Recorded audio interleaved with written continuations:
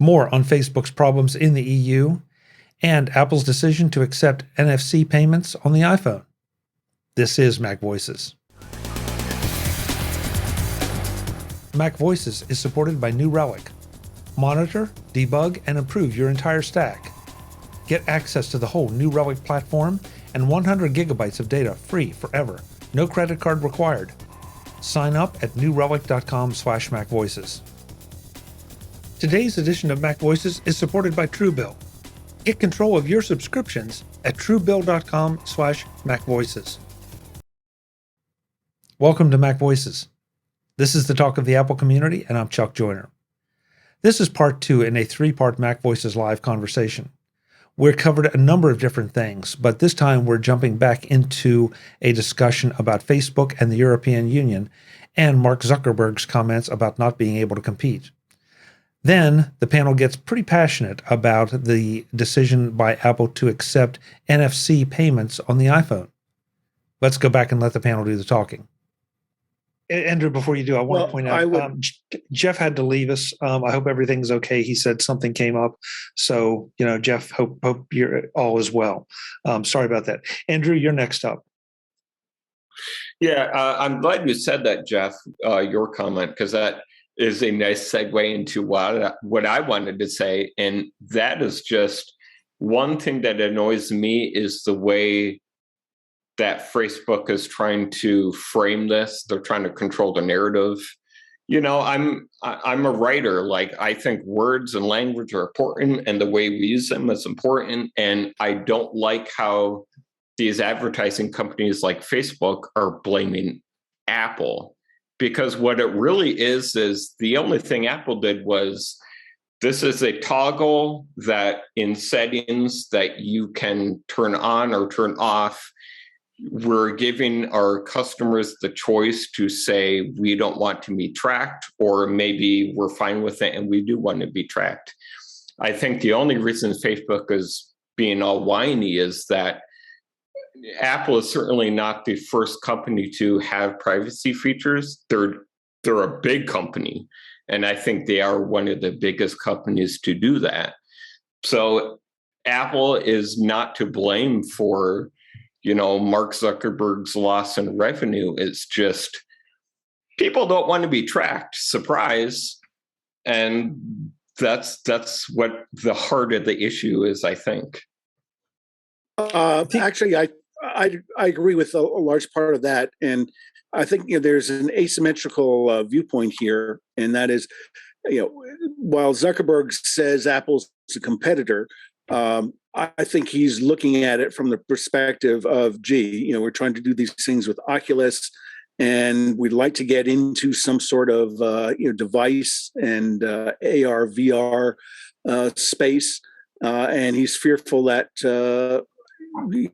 whatever the rumors are of Apple's devices and glasses or whatever.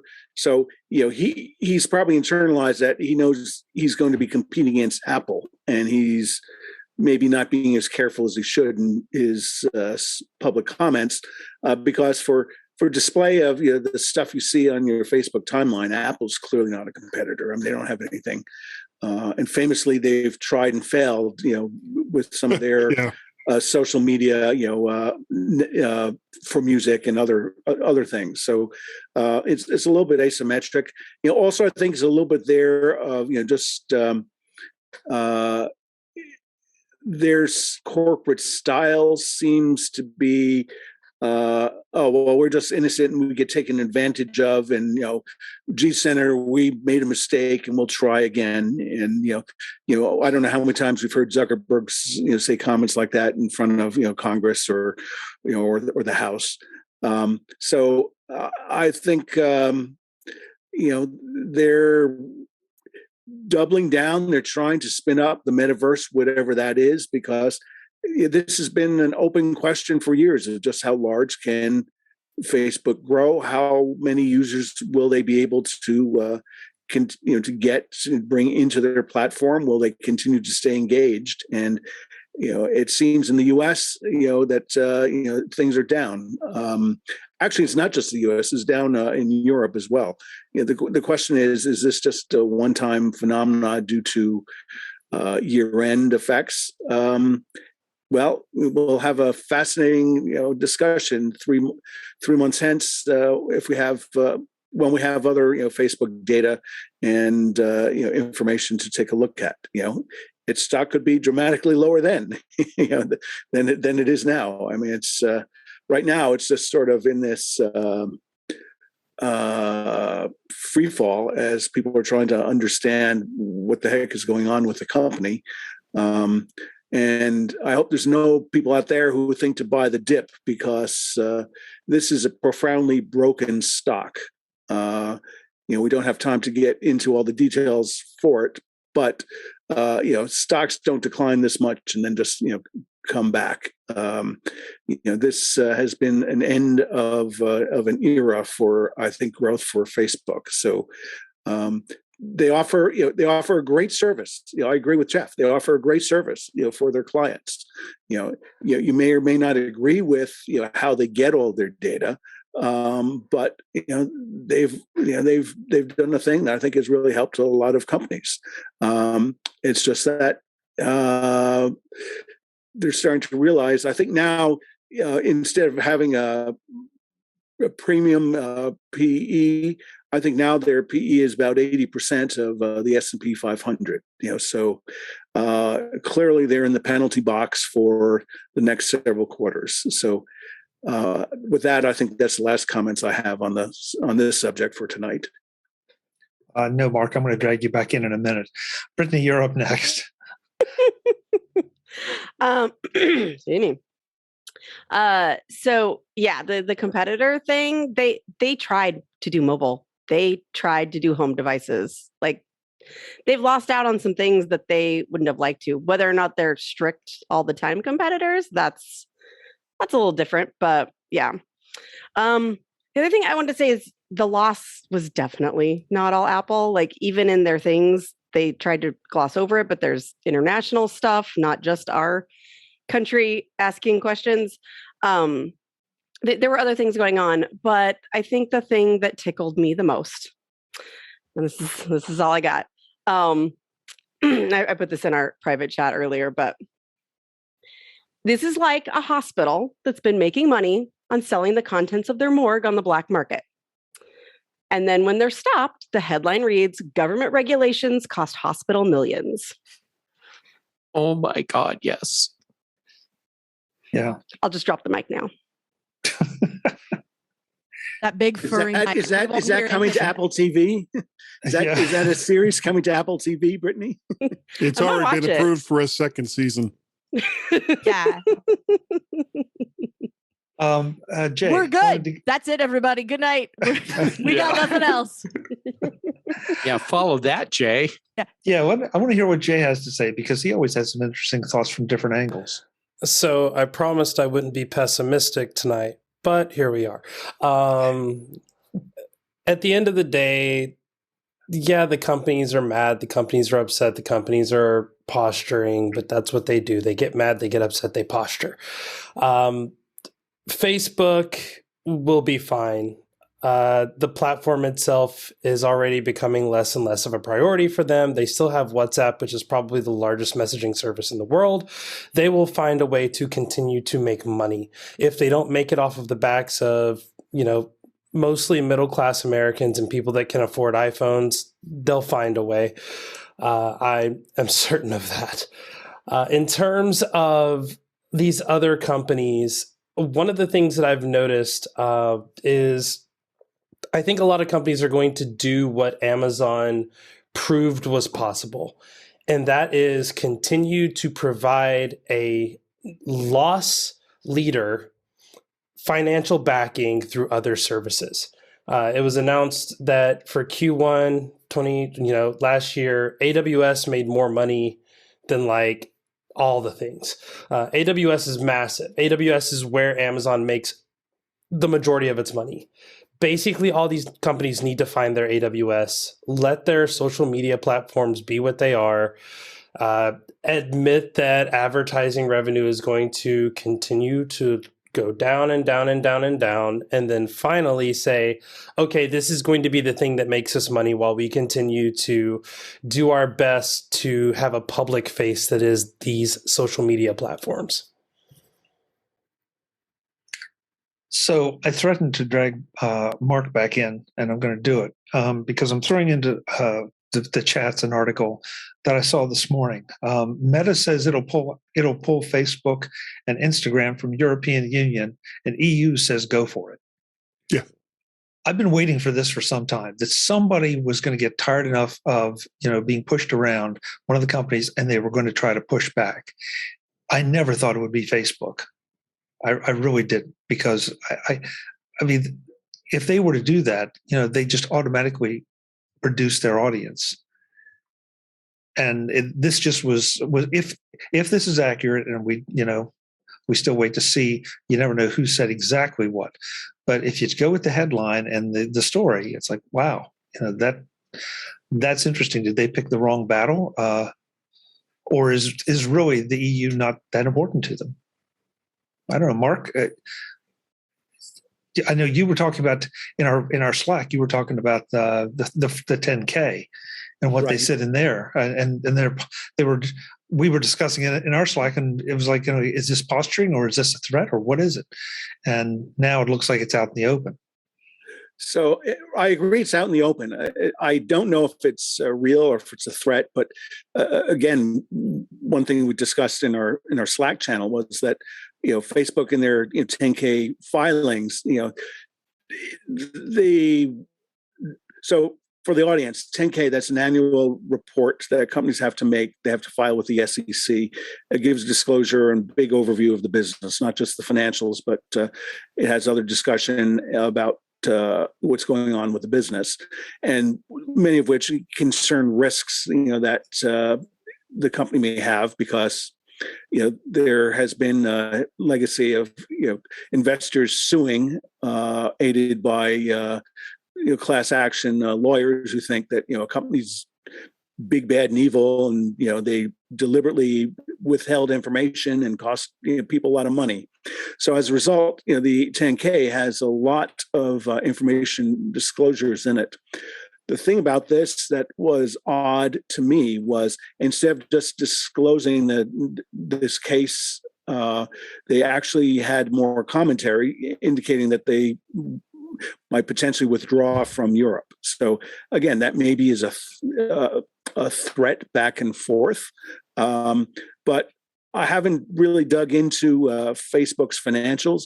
I mean, it's possible that they only get a token amount of revenue from Europe. So this will give them the opportunity that they can jump up and down and take a hard stand and actually give away something that really doesn't mean and have any material significance to them. I really don't know. I have to. That's speculation. We need to do more of a deep dive on their financials to figure out why they are doing it. But I think it's clear that there is this battle going on. And some Facebook users in Europe may end up losing access to some services. Jay pointed out in our private chat that they threatened to pull out of Australia. Jay, I did not know that. They pulled the Australian news section from their site for a few days. Basically, Australia made a law that said, "Hey, you can't do this, or you're going to have to pay all these news providers." And in the end, Facebook said, "Well, we'll just not do the news there." And then that lasted a good week. Facebook or Google? Google. According to CNN and The Guardian, this was February of 2021. Facebook bans news in Australia, and then Facebook reversed it like a week later. I thought I remembered Google in that story. Yeah, I'll throw both links. Google They've done a similar more recent. Yeah. Yeah, they had a similar slap fight with Australia in that respect.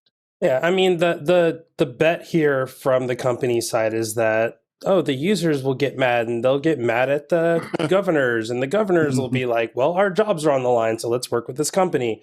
I mean, again, at the end of the day, I think WhatsApp is more important in Europe and in Asia than Facebook itself. So maybe that's the the play you want to make, Meta. But I mean, again, hey, I'm not sitting in some C-suite office. I'm just a guy that yells on the internet.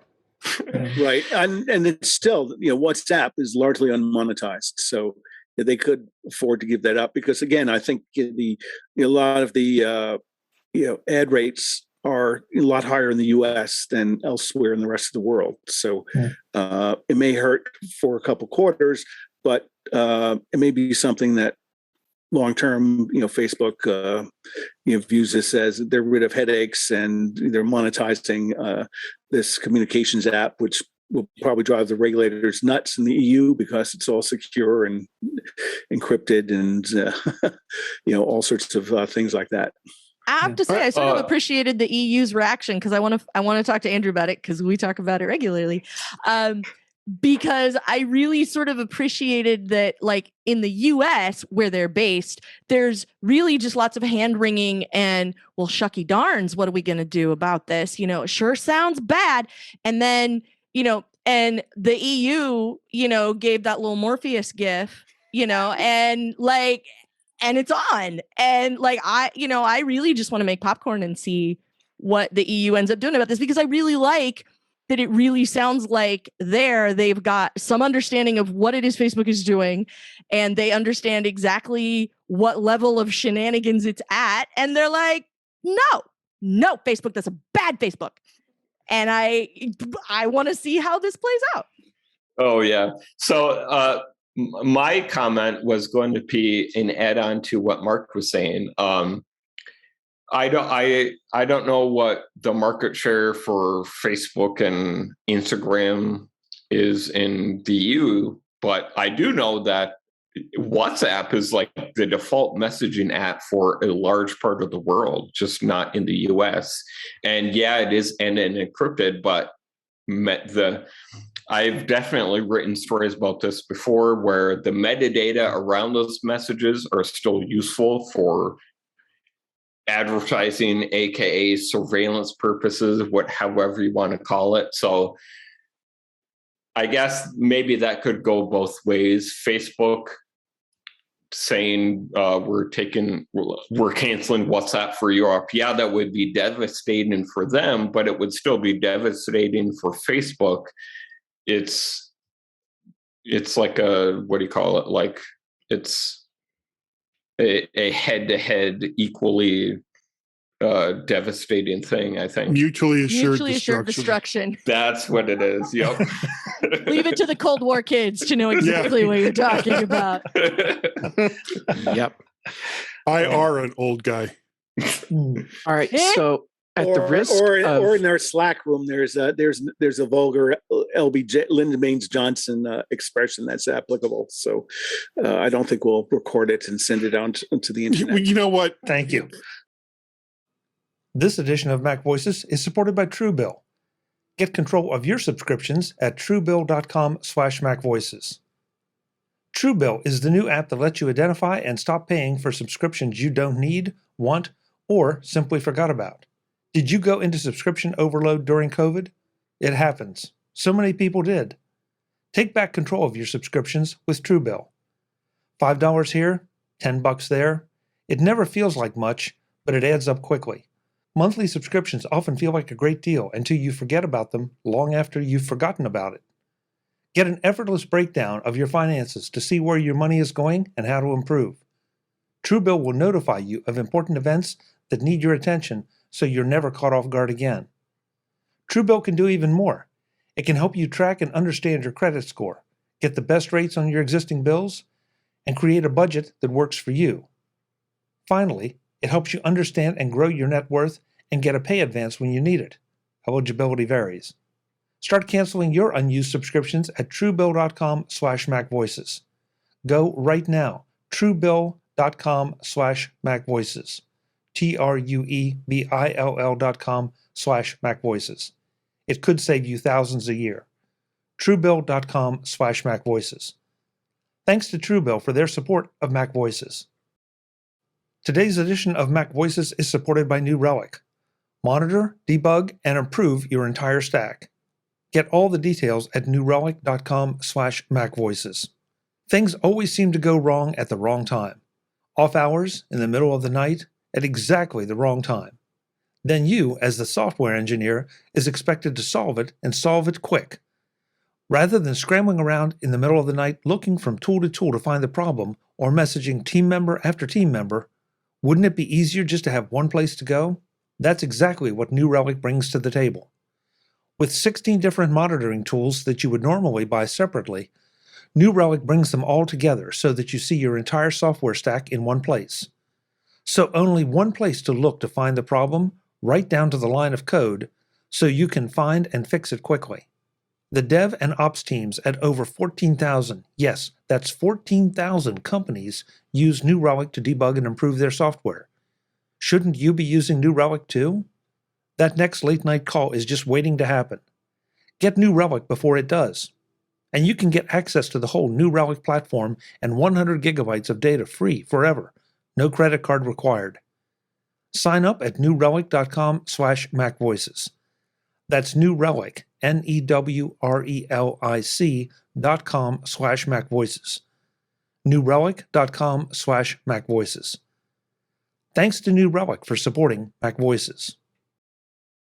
At the end of the day, all of these social media services could fall apart tomorrow and the world would keep spinning. There would be somebody else who would come out with a new platform, and that would get going.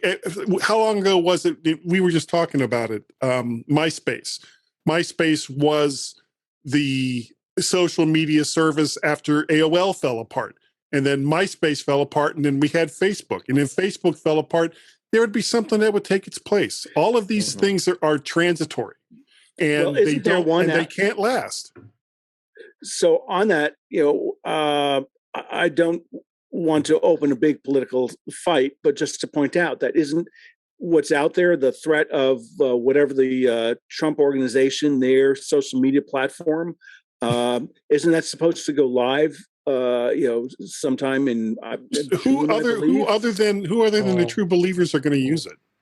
Well, if that pulls 75 million people, and soon maybe half or 80% of them are on Facebook, and they dump Facebook and go to that other platform, then there will be two failing social media companies to worry about. So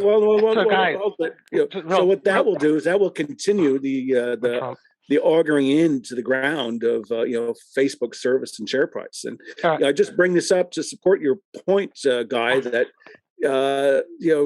Facebook has had maybe an extraordinarily long life.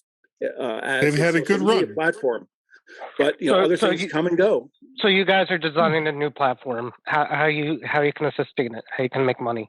How you can keep the service going? I don't create social media platforms. Well, not you in particular, but any of you. How would you do it? So it starts off. You have angels come in and they sprinkle the money around. You get it started, and then eventually it becomes self-sustaining. And it's probably going to be based on advertising. However, you don't have to do all of the things. Well, the problem with paid membership is unless it has a significant push, and a lot of people are willing to spend $1, $2, $3 a month for yet another subscription service that performs similar to what they're currently getting for free from Twitter or Facebook or pick your social media platform of choice, then it's not going to work. And unless somebody can come up with a compelling reason to get somebody to spend money on a social media platform, other than they're looking at your stuff. It's like Apple is in the prime field to do that. They're easily, instead of the stupid HomePod only music thing that they have, say my Apple One subscription includes a social platform, and they don't do except that. Not everybody wants to have Apple control their social media presence. Not everyone is an Apple fan. And, that's okay. They don't have to be. Some people prefer other types of platforms. Some people look at Apple as being uber controlling. No, you And could so have, Guy- they could so have Guy, Android what I apps. would- They could have, they could have apps for whoever. They could have a web app. I mean, just like anybody else, just like their Apple Music could be on Android, and Apple Music could be on Windows. It doesn't matter.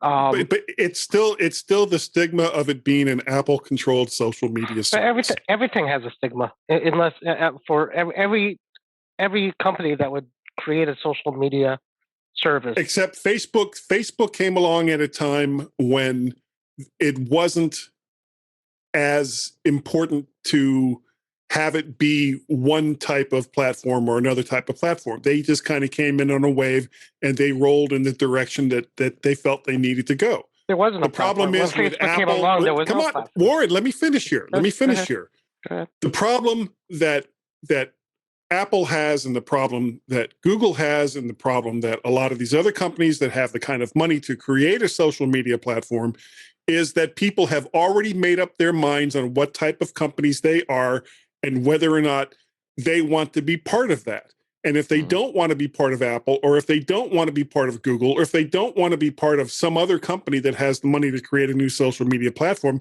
then they're not going to join it. Okay, so just what Chuck said, Facebook came along and said they wanted to bring families together. Who could do that? Facebook goes away. They die tomorrow. All the stock is dropped. Who It doesn't matter. Somebody will do it. Somebody will do it. Somebody will do it. Who knows? How are they doesn't going to ma- do that? How are they going to pay for it? The how, and the why, and the where doesn't matter. So- Someone will do it. Warren, are you forgetting when Facebook opened up to everybody and stopped being for college kids? And like most people's reaction at that point was, why do I need Facebook? I have MySpace. Like that was literally what happened. Like initially when Facebook was like, we'll let in everyone, not just the college kids, people went, so for nobody what? cared. 6 Nobody months? cared. Yeah, for No, 6 it months was until years. MySpace went away. It was a I mean, couple of years, and it wasn't that until long. It wasn't that long until between- MySpace officially started really like extended downtime and like bands weren't signing up there anymore because a lot of people were there because the bands that they liked were showing up on MySpace. But Facebook wasn't even making money at that point, and Facebook, opened it up to more people. Neither would some other company that would come along and create a new social media platform. The only reason Twitter's not in free fall is because they accidentally observation. made a profit this quarter. I want to get Jeff in because Jeff's been trying to get in, and then Mark will get to you. Oh, that's you, Jeff. Jeff forgot. No, it's all right. My point or my comment is like several chapters back now. But hey, as long as we're here, why not? Did I misread the whole thing with Facebook's threat? And this was not actually a threat, but guidance that if they can't use the business model that they've been using in the EU to make money, that they would not be able to successfully run their business in the EU, which is different from threatening to pull out their business if they can't just start siphoning in everyone's data, which isn't as sexy a headline as Facebook threatens to leave EU. Yeah, but Jeff, is there a difference? I mean, I know you just said there's a difference, but I'm struggling with it because if pulling comes out down to the same thing. Yeah, pulling out or not operating is the same thing. They're not there. Right. But it's the way you present it. And what I understood is that Facebook presented this as guidance for investors, as opposed to presenting it as an ultimatum to Apple and the EU. So I would say that I think calling it guidance is too strong a word, because guidance typically means relates to financial matters. This was buried in a section where they're talking about their risk factors, and they're saying, depending on how this lawsuit works out or doesn't work out, we may not be able to offer our services there. So it's a very deliberately very soft comment.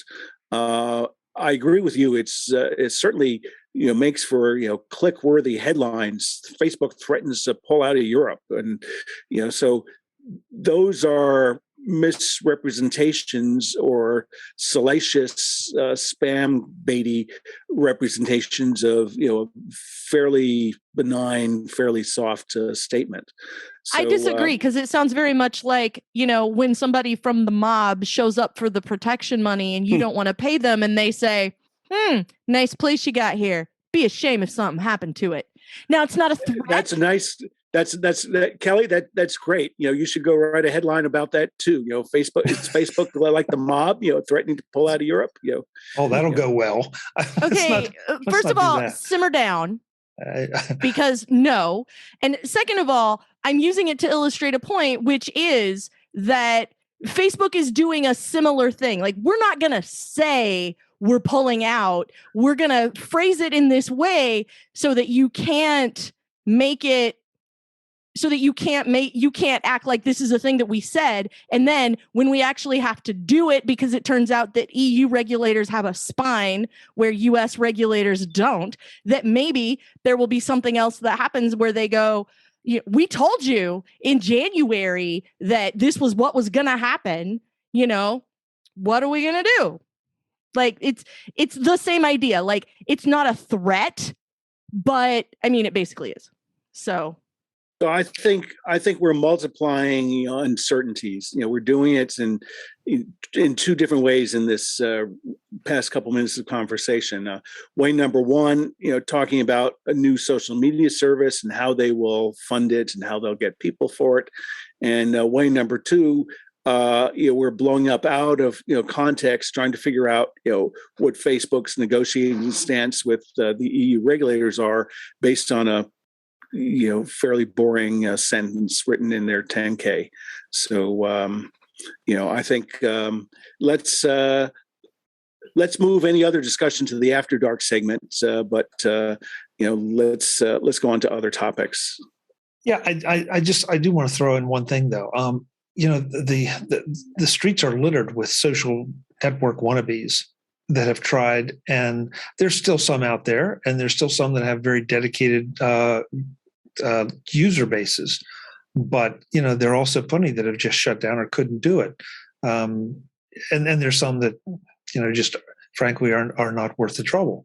So I think the bottom line is that people want to get together online or in person, and sooner or later, for whatever reason, one will catch fire. Facebook caught fire, MySpace caught fire. How many of AOL? AOL, yeah, good point, Guy. AOL way back when. Twitter did, so they're going to catch fire, and it's just a matter of which one happens to be at the right place at the right time with the right set of features that people really want. Wanted to move on to another one. That, let's see if I can throw it in the chats for everybody. This is one by some guy named Andrew Orr. Skip it. That guy's a hack. Yeah, I agree. Sketchy AF, Friday, as the youngs say. Yeah, serious that question of credibility. The youngs do say that. Good job, Kelly. Andrew, tell us about this. So this is news that Apple announced today. It was rumored, I think, mainly by Mark Gurman, and now it's official. And that is Apple has officially announced a feature where people can have these peer-to-peer, like you bonk devices against each other to pay people. Andrew, don't get so technical. Thank you. Good job. So it's called Tap to Pay on iPhone. And Jeff Butts and Jeff Gamet, they have a victory lap to do. But first, this will be coming in iOS 15.4. We just had the second beta of that today for developers. And it's meant to be a kind of an alternative to hardware things like what Square has. With this, you don't have to swipe your card anymore. you just tap it onto certain models of iPhone, and it's contactless. So it's for merchants, retailers, small businesses, maybe large businesses too. And it works with contactless debit, credit, and Apple Pay payments, where it uses the NFT. So you literally just hold the thing against an iPhone, and it is able to accept that contactless payment. And I think the Vitriol app that those two have is because it's not really an Apple, it's not Apple's own payment system. So that's the interesting part. They're opening the NFC to all these third-party apps and payment systems, which is, in the past, they have been accused of maybe restricting that feature. I think it was in Australia, maybe elsewhere. I think Apple was accused of being either antitrust or anti-competition, something else, where they don't let other apps use the NFC payment system. But maybe with this, it's kind of like, hey, we're doing this for users, but also maybe regulators, if I understood that correctly. Yeah, maybe. So let me ask a question, because I'm sort of half skimming through the article that I guess you wrote, that Chuck linked. I don't know what is new here. I mean, right now I can use my Apple card. I can use another Visa card. I can pay. And I have. I put it on the contactless payment device. So this turns your phone into that contactless payment device instead of having to get the thing from Square or the headphone jack majigger, since we've all gotten technical, to swipe the stripe that you have to plug into the headphone jack or to an adapter into the lightning port. This turns your phone into that thing you used to have to buy from Square. And then you bonk the phone against the phone, and now you've made a credit card transaction. Okay. Right. All right. So again, now something they have now is if you have a debit card, you can kind of send money from a person to a person. So is this just opening it up so that whatever sort of like this is for vendors. Yeah, this is This is not for consumers. It's for vendors. Yeah, it's not as much person to person. It's not Apple turning into a credit card company. Yeah, it's not Zelle. And it's not about taking payments from iPhones. It's about taking payments from a regular credit card. But there's Apple Cash. I can Apple Cash Chuck money right now from my Apple Cash. That's a different thing. You have so to why have can't I? Different. Why this can't is I a have totally it different thing. Okay, so can I go? So if I start Mark's new social media after company, Jeff. If I start Mark's new social media company, I can somehow presumably set up for an account with this, and then every time I'm out and about, people can sign up and they can put their phone and bonk it against. This is more like you have a thing at the local farmers market, like you're selling vegetables, and you want to take credit card payments. It's the same as a Square, just built in. That's all. And you can take credit card payments from just somebody that has a credit card. They don't have to have an iPhone. Right. You don't need an iPhone or an Apple ID or any of that. Like if you have a card with a chip in it, and most people do at this point, then you can tap your card. Or if you have contactless payments set up, then you will be able to use your phone and bonk your phone on the other phone instead of on the terminal. So for example, the place not far from me where I like to go buy tacos on the regular, they have the adapter out of the bottom of the phone because it's an Android phone. So it's not like I can Apple Pay cash them anything anyway. So they have to plug in the adapter and then swipe my card in the thing. And it's like a giant hassle. And, instead of that, instead of having to worry about all of that, then I could just pull out my phone, which is already in my hand anyway, because I'm texting somebody while I wait for my tacos, bonk the thing on the thing and move on.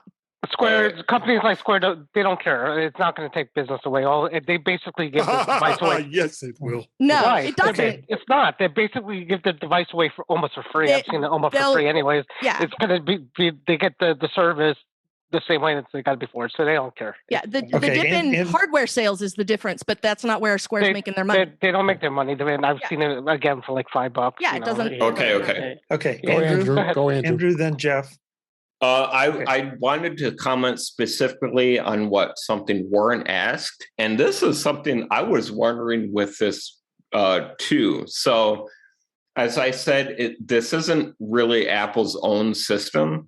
So, in Apple's announcement, there was no mention of Apple Cash. It's all about consumer business relations with transactions. One of my ideas was, maybe people, like, in addition to sending people Apple Cash payments with iMessage, maybe they can use this feature where, you bonk your iPhones together and boom, the payment is sent. But it sounds like this is like Apple Cash was not mentioned in the announcement. It sounds like this is just actual businesses accepting payments as some kind of alternative. You have to have an account with Stripe in order to accept credit card payments in the first place. And you have to go to Stripe and apply for their beta in order to get into the program so that you can try this out. And then once Stripe has accepted you into their beta, then you have to install the iOS 15.4 beta on your device. Then you can try this out and see what it actually is. But you have to have that merchant account set up with Stripe already before you can do any of this. It's not Venmo. Okay. So was it announced that Stripe is the processing backend? Or I think that's one of them. I think Apple said working with multiple companies. Yeah. Because ultimately, how do I get the money? I presume I need to enter my bank account information somewhere. You have to have a Stripe account. If it's Stripe, then you do it all with your Stripe account. The way, yeah. Right. This is going to be actually better. This is going to be better for them. They're going to get so many more people using it. They're going to make money off this deal. They're going to love it. For now. What do you mean for now? What's changing? What's different? We'll see how it plays out. Okay. If you thought the first part of the conversation about Apple's decision to accept NFC payments on the iPhone was passionate, get ready for part 2. That's next time on MacVoices, and I hope you'll join us. Until then, and as always, I'm Chuck Joyner. Thanks for watching. Visit MacVoices.com for show notes and to connect with Chuck on social media. Get involved in our Facebook group or like our Facebook page, and get more out of your Apple tech with MacVoices Magazine, free on Flipboard and on the web. And if you find value in it all, consider supporting us through either our Patreon campaign at patreon.com/MacVoices or by making a one-time donation via the PayPal link on our front page and in the show notes of each episode. You will join these fine people who help bring you Mac Voices.